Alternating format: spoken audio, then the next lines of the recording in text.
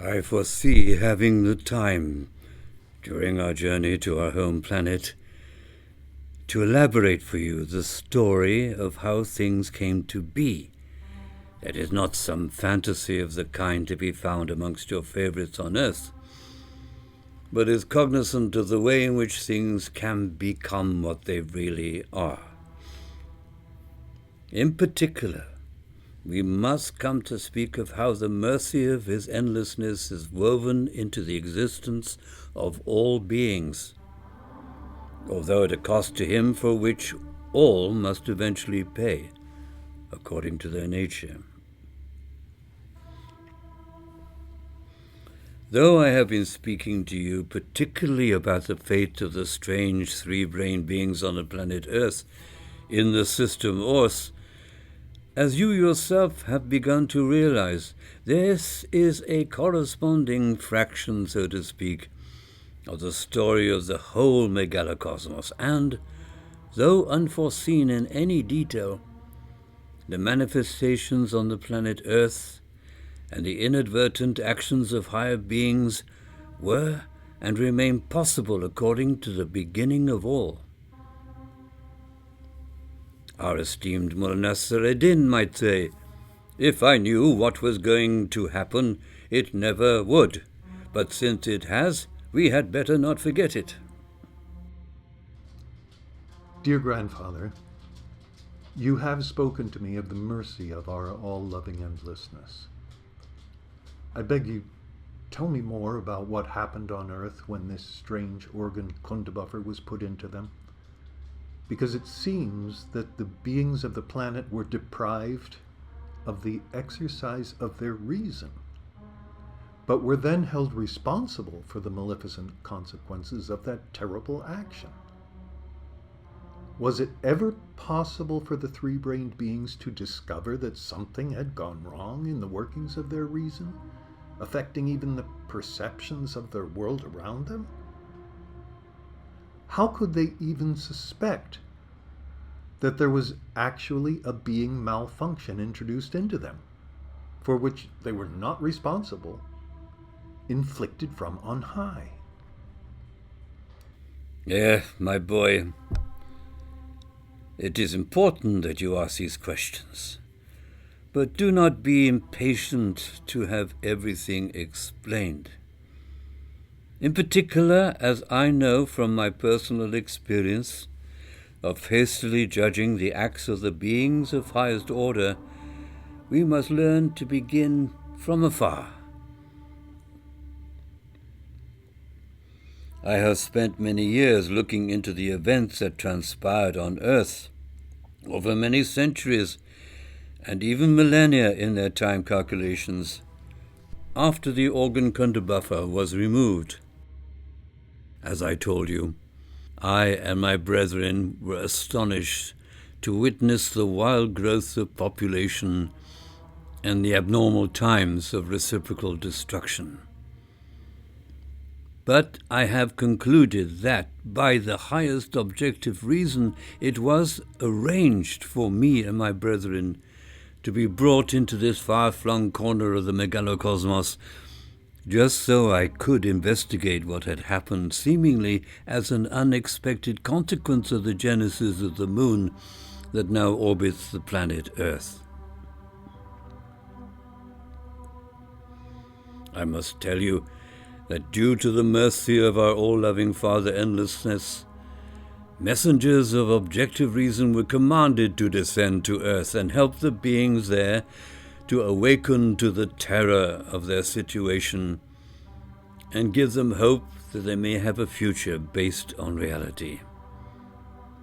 Such messengers sacrifice themselves by entering into the conditions of life of ordinary three-brained beings of the planet and did not isolate themselves from the suffering and pain of such beings, and strove to help them transform this suffering into real results for becoming capable of sane logic and impartial being perceptions.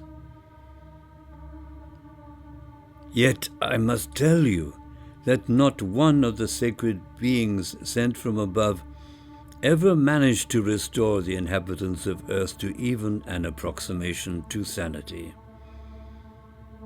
One could say that, initially at least, the sufferings of the three-brained beings of the planet Earth were even increased by discovering that they themselves had become responsible for it, but had no understanding of how it might be discontinued.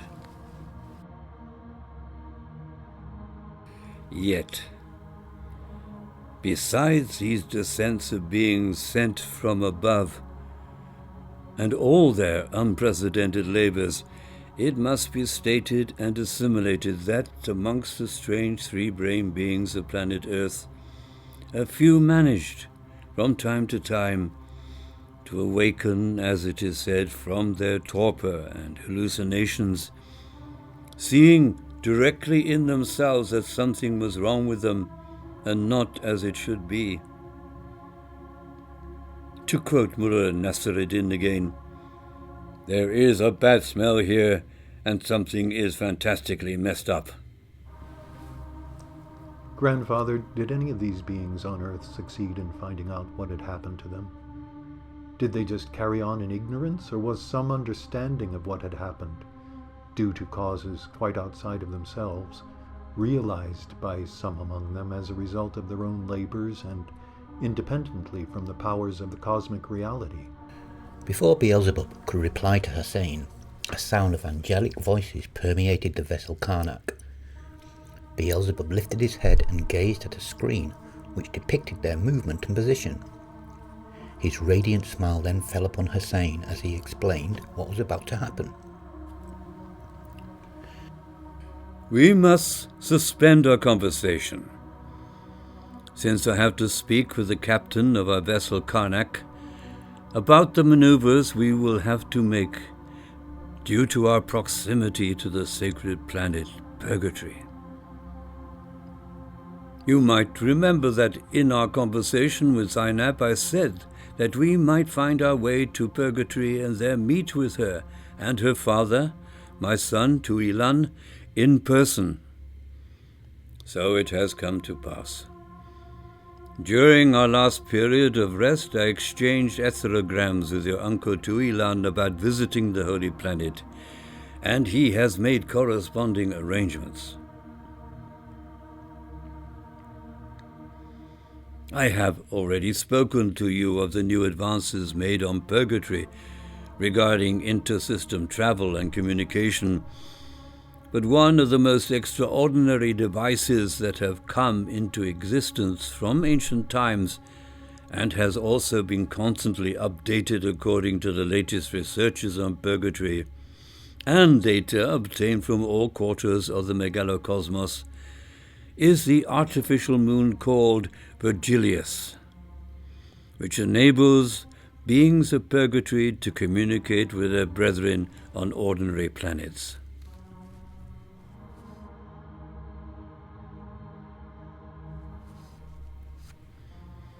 As I told you, the level of vibrations on Purgatory far exceeds that of the universe as a whole, and so sustained communication requires the assistance of a transformator.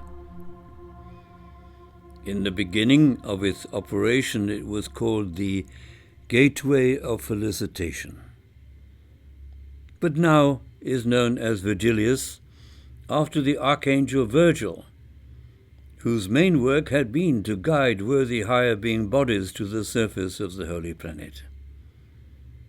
In time, this role was taken over by this apparatus. You may be pleased to know that when Zainab spoke with us recently, that this was made possible by her being on the special moon Virgilius, where she is bound, in order to preserve her sanity and health, to dwell. But, Grandfather, she spoke of visiting laboratories on the surface of the planet. How is this possible if she's forced to dwell on the moon above? For that purpose, she made use of the reality within her that was like a body, corresponding to those who live on Purgatory itself. It is thus, one can say, that she can send a representative of herself to the surface of the holy planet, and be able to bear the intensity of the being radiations that would assail her there if she had not developed this inner body, a representation of herself that came under different laws from her planetary body. So saying, Beelzebub left Hussein to ponder on the unexpected news that he would soon meet with Zainab. But it was not long before his grandfather returned and beckoned to him. They walked together to a portal in the depths of the spaceship, Beelzebub leading his grandson by the hand. The portal was an opening in the Etheropticon, the device they had made use of in conversing with Zainab. At the threshold of the portal, Beelzebub paused, as before them stood an angel whose light prevented Hussein from making out any details of the apparatus. It did not seem possible that he could take a step, since the angel was a light so intense it was impenetrable. He then felt that he had been extinguished, as if turned to nothing, and everything familiar to him was erased, leaving only a sense of pure movement. After this moment, whose time was hardly registered, he felt himself gathering a new presence and discovered he was standing in an iridescent container, but still with his hand held by his grandfather. Stepping out onto a small platform, Hussein found himself in front of Zainab. He was open-mouthed with astonishment and perhaps unsure that his cousin was really there, in the flesh as it were, and not some construct of an extraordinary technology. After they had exchanged greetings and the excitement of Hussein and Zainab seeing each other had abated, they were invited by an attendant to sit in a recess fitted with a window that afforded them glimpses of the planet below. But it was impossible to make out any recognizable objects. Just as they focused on one thing, it would disappear and manifest in a different place. Even light and dark were ambiguous. As they looked down upon the surface of the planet, at times it seemed as if they were looking into the cosmos and the birth of the universe. Beelzebub drew them away from such incomprehensible vistas by saying, "Come, my children, we have a limited time to be together and must make use of the opportunity to talk about things that will help both of you in the development of your reason. You will have a chance to engage with the phenomena on the surface of purgatory later." Dear cousin, I hear that you have just come from a deep conversation that was interrupted by having to make the translation into this moon. Was it true that our grandfather was about to tell you of the fate of the three-brain beings of planet Earth, the poor unfortunates who had been modified by the higher order of angels to turn them into devices for the sustenance of the newly formed moon? I too am eager to learn if anything was done to correct the maleficent consequences of such a major intervention, which seemed to be lacking in any consideration of such an action for the individualities of the beings involved, the poor unfortunates of the planet Earth. My dear Zainab, be assured that the actions of the Most High Commission were not undertaken lightly, and permission for them was obtained from His Endlessness Himself. The Most High Commission is well known for its strict adherence to serving the good of the all. Though sometimes their zeal might be considered excessive, it is truly said that nobody, not even the greatest of the archangels, can ever know beforehand the results of every action they might take. But let us leave that for now. Hussein was asking me whether any of the three-brain beings of the planet Earth ever realized what had happened to them after the moon was formed. I see now that I must tell you of my sojourn in an early civilization on Earth that came soon after the fall of Atlantis. This civilization was called the Tikliamishian, from which came most of the active ingredients for later stages of development, up to the Babylonian, which was capable of transmitting objective information to future generations in the form of legomenisms. On hearing these words, Hassan and Zainab settled themselves more comfortably, anticipating an exposition that would carry them, so to say, in their mind's eye to a distant time and space through the power of their shared hand-bledsoing. Hassan was beginning to understand the way in which such expositions were constructed, in which created impressions were unfolded in a sequence that seemed to flow of itself, but contained particular moments in which important information about real events would be unfolded that he should notice and bring into contact with his own subjective self-experiencing. Zainab could sense and feel the depths of his listening, which was now developing in herself. In this descent of mine, the ship Occasion was brought into the inlet of the Arabian Sea near the land of what became Persia.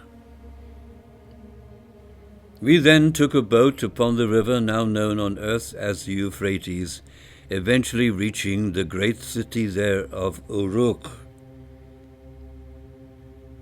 In the city, there were special buildings called ziggurats, which corresponded in some ways to the observatories we had built on Mars, and I was convinced I would find learned beings in this city capable of conversing with me on a wide range of subjects, including astronomy and history. My reason for going on this journey was, in fact, just so that I could find out what level of objective reason they may have attained since the destruction of Atlantis. In spite of the extraordinary impressions he was receiving on the planet below them, Hassan found himself drawn into the story Beelzebub was unfolding, which seemed to him as vividly present as the landscape being displayed below them. Arriving in Uruk, I made my way to the center of the city, seeking places where the inhabitants would gather outside of their separate households, and the people there would be more amenable to and accepting of strangers. This city had been and still was a leading example of the highest degree of civilization three-brained beings of the planet Earth had achieved. According to my studies, learned beings from Atlantis escaping from the flood that had overtaken it had settled in the region between the two great rivers now known as the Tigris and Euphrates, where conditions provided for the cultivation of food grains, particularly of a kind of wheat which was called grain of the heavy beads. This location later became known as the first garden of man. Entering the center of Uruk, I came across special places where people gathered for mutual enjoyment of food and conversation. Thousands of years later, they flourished everywhere and came to be called cafes, after the discovery of the stimulating substances beings consumed in them. Later, I may recount to you the various adventures I had in this ancient city of Uruk, and how I came to meet some truly learned beings in the neighboring city of Ur. The essential thing is that in the process of acquiring familiarity with their language, I came across the curious way they marked tablets made of local clay, marks they called writing, and by this means, so they told me, once I had become, so to say, disguised as one of them, recorded all the real information they believed in. Most of this information concerned what a much later culture called dollar business. But there were also some documents written about the past. It was through such marked tablets, as I subsequently learned, that I came across what appeared to me as vestiges of early historical records dating back, though in garbled form, to the time when three-brained beings on the earth were subjected to the consequences of Kundabuffa and blindly condemned to, as one might say, feed the moon. There was even a reference to the Most High Commission, represented in these ancient documents as what are called gods, being words for important functions of world creation and world maintenance. Dear grandfather, from the exchanges with you made by my father, it seems that contemporary beings of the earth have no understanding of how they came to be in such a sorry state as they are, and not even that how they live is not normal amongst all the planets of our megalocosmos. Was it really so that at one time some of these unfortunate beings learnt about Kundabuffa and why they were living in ways unbecoming to three-brained beings? But how then was this objective information somehow lost to future generations? My dear Zainab, you will have to learn that before long has passed, every nugget of real information concerning the history of beings on the planet Earth inevitably gets mangled and distorted to the point that it becomes the opposite of truth and turns into another level of misunderstanding. But the main factor is that the majority of the three-brained beings ceased to be able to read. That is to say, they could no longer take in objective information from writings, but only have them stimulate confused and misleading stories that bred in their fevered imaginations. But what of the texts themselves? Did nothing of these early writings survive into later times, so that some beings might at last have come to make sense of them, and learn of the real events which you said led them to become food for the moon? Some of these texts have lasted even until now, and are even held in high esteem by the learned beings of new formation. But they are praised as imaginary stories representing only what are called literary skills and having no bearing on real events. They cannot believe that there existed beings more intelligent than themselves, so consider the ancient tales to be a product of primitive minds seeking to allay the anxieties of existence. When I come to tell you of my later visit to Babylon, I will explain how wise beings of that planet made use of such manufactured tales to insert into them real knowledge that could be understood by future beings, even of other cultures, if these beings were able to bring themselves to a level of objective reason, making them worthy of the name initiate. Whereas all contemporary three-brained beings of planet Earth claim to be able to read, at one time it was understood that the term initiate meant one who is able to read what is really there. Now the fantastical notion is embedded in the psyche of contemporary learned beings of new formation that alone the masses who can barely cope with a newspaper, that initiates are able to produce out of ancient stories, by all kinds of devious manipulations, what they call higher truths or secrets, which are really nonsense cubed, and came to be dismissed by a learned being of Babylon I myself heard speak as the very basis of what became known as the Tower of Babel. Zainab continued to press her question about whether any three-brained beings of the earth ever came to realize what had happened to them in the past and made them live unbecoming lives, breeding unnecessarily and killing each other. Dear grandfather, was it in this city Uruk that some of these three-brained beings of the planet Earth came to know of the events by which the organ Kundabuffa was planted in them? Were they then told about this by some higher power? What sort of effect did it have upon them? Were they able to communicate this to their fellow beings? Did it help them resist or alleviate the maleficent effects of the organ kunda buffer, which, though it had been removed, still inhibited the development of their reason? My dear, I see you are troubled by learning about these unfortunate events, even more so than Hussein. I can only tell you that for quite a long period after the organ kunda buffer had been removed from these beings, but only in isolated cases, some awareness or memory of those terrible events that had left them more or less deranged came into what they considered their waking consciousness, but in such fragments that were not pieced together into a whole representation, but remained more or less akin to passing phantoms. It was, of course, not possible for the events that had happened to the unfortunate beings of the planet Earth to be entirely forgotten, as, according to the well-known principle of objective reason that states all real events are permanent, they must always exist somewhere in some form.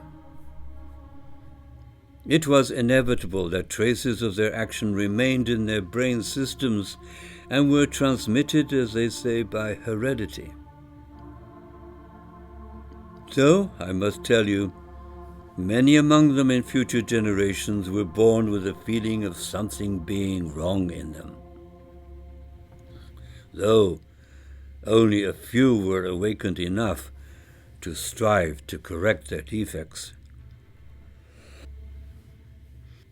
It was quite a major step for the fragments of remembrance to come together in a form accessible to their reason.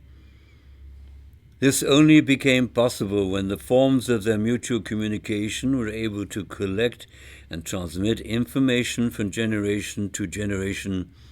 That is to say, they could tell stories to each other and replicate them in what they called rituals or sacred festivals.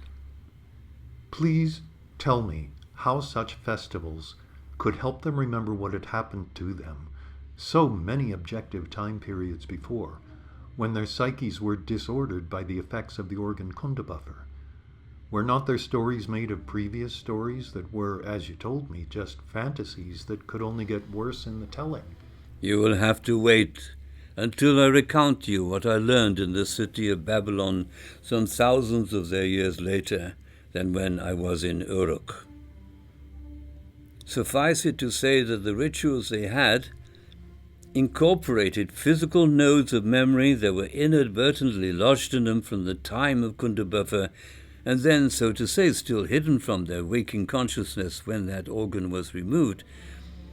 Nevertheless, when they performed their rituals by accident, so it seems, some of these nodes became manifest to them as real events, often in the guise of what they called appearances of their gods. As I have told Hussein, nothing can compare with the music of those sacred beings. But I will agree to your request, because it so happens that here in this special portal Virgilius there is access to many of the media tapes that are to be found in the atmospheres of planets. Tuilan was devoted, among many other lines of inquiry, to the songs of ancient beings, including those of Earth. Incidentally, there remains on Earth to this day a memory of these cosmic threads in the continent known as Australia, where the beings practice making contact with them through traveling their landscape and singing, following what they themselves call songlines. Besides the actual texts I am explaining to you, we have what are called recordings, taken from the atmosphere of the Earth in spite of pollution from the general decline of reason. These Kokratinian thought tapes are never destroyed as long as the given planet exists, which is in what is called the tempo of movement of the prime arising. and they are subject to none of those transformations from any cosmic causes whatsoever to which all other cosmic substances and cosmic crystallizations are periodically subject. But, Grandfather, I am unhappy that you are delayed in the telling of your story of the remnants of knowledge of real events in the past of Earth. I so much want to know if there is any hope for the beings of Earth remaining to them. You will have your wish, while exercising that fundamental part of your will essence called patience, on which depends the strengthening in you of what it is to decide and participate in the future. Listening to this song may help you have corresponding data in your feeling center that will enable you to understand better the milieu of the ancient civilization on Earth which first brought forth the ingenious invention of writing. And like my dear cousin Hussein, I am eager to better feel and sense the essence of these ancient people, because information is not itself enough to enable us to understand and not simply know. Let us then hear this, what is called recording, transcribed from the thought tapes of the atmosphere of the planet Earth, and rendered into audible form by the ingenuity of my son Tuilan, and accessible just here on Virgilius. I gladly defer to the wishes of my cousin and your wisdom, dear grandfather. Maybe, after all, this song may not turn out to be a distraction, but will better lead us to understand what happened in all these Earth years long ago. Beelzebub beckoned to an attendant who brought him a simple console. He played on its levers and switches while a kaleidoscope of impressions shone forth from it into their faces.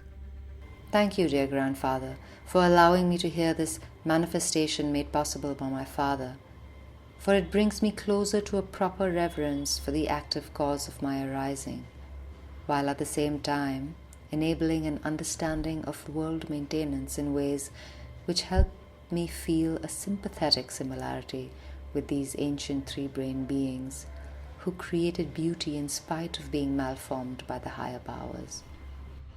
I must agree with my cousin, for I find myself, as one might say, moved by this recital, by which I mean raised in degree of being apprehension, in such a way that it is as if I can see inside me these three-brained beings and the cities of Uruk and Ur in which you traveled, dear grandfather.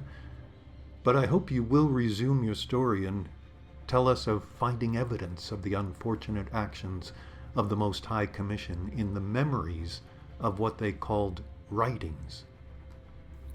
The beings in what later became called Asia Minor, because it was like a smaller version of Asia, did not have what were later called books, those objects they now have, in which inscriptions can be made that record what they are pleased to call their thoughts. Why could not the people there in this town, Uruk, continue to use dances and songs to transmit the knowledge of events? As I have said before, when I come to speak of my sojourn in Babylon and my discoveries about the origins of what your favorites came to call art, much of this will be explained to you. It is enough for you now to know that in such practices as dancing and singing, the transmission involved relied very much on what is called similarities of register between people. Thus, for example, people of one register will find that the music of another people of another register, far from sounding to them as harmonious, instead will be felt by them to be the very zemos of cacophony. Far-seeing members of the society represented in Uruk foresaw the future encroachments of other beings of other registers, having indeed quite different nuances of speech to their own, and requiring differences of feeling and sensation. They therefore concluded that, in order to preserve what they regarded as important information on past events, affecting the very foundations of their existence, a new way of recording and communicating their stories had become necessary, and this they called as I have said before, writing. The word meaning to make marks that make sounds, that make pictures. For some time, Hussein and Zainab questioned their grandfather, asking how he was able to pass among the beings of the planet Earth and converse with them and not be considered extremely strange by them. In Uruk, passing myself off as a trader, I came to participate in the methods of exchange and hence learned of the method they had created, which they called writing. Engaging with some of the most friendly scribes or specialists in this writing, eventually I was allowed into the special white temple they had created on top of the greater ziggurat, as they called it, a word which translates into something like the phrase, place of reaching to the above. The temple was devoted to the work of scribes and priests, who were the custodians of what they believed to be the precious true memories of what had happened in the past, in the first world order, or region of creation that had preceded their existence. The scribes who met together there in the temple formed what can be called now a club, in that it was not under the control of any power-possessing being, or fixed in its beliefs, but convened entirely for the sake of knowledge. Such clubs were an invention of the Tikli-Amishian civilization and were in a way a development from the cafes I spoke of earlier. Some 1,000 or more of their years later, they flourished in the Babylonian culture. A particularly important one, which I came to know and even participate in, was the Club for Adherence to Legomenism, which club created what later was known as art and dedicated itself to the preservation of significant information about the past and the nature of inner experiencings, and transmitting it to future generations so that true initiates could make use of it for the welfare of all beings. I must confess that I was not actually able to hold such tablets in my own hands. But after many of their months, I was allowed into the White Temple and was shown the sacred tablets, which were kept in special cases, covered in cloths, dyed in the colors gold and blue. I was told by my scribal friends that I would not be allowed to handle them, since they were only brought out on the occasion of special rituals to be recited before the whole population, and this only after secret sessions held in the temple for the copying and refinement of the sacred texts. What I learned came from friends I made amongst the club that met in the temple precincts. By the way, this club gave itself the name Club for Remembrance of How We Came to Be. Members of this club explained to me the significance of what I had come across almost by accident in a major public event. There came, during the recital made in one of the festivals, the passage I played to you that spoke of the gods put in charge of world maintenance, creating mankind to work for them in fulfilling that duty. I could hardly stop myself exhibiting my excitement in a most unbecoming way, and astonishment almost overwhelmed me, because it was clear to me that they were speaking, though in garbled form, of the actions of the Most High Commission in condemning the three-brained beings of planet Earth to a servitude to the preservation of the moon.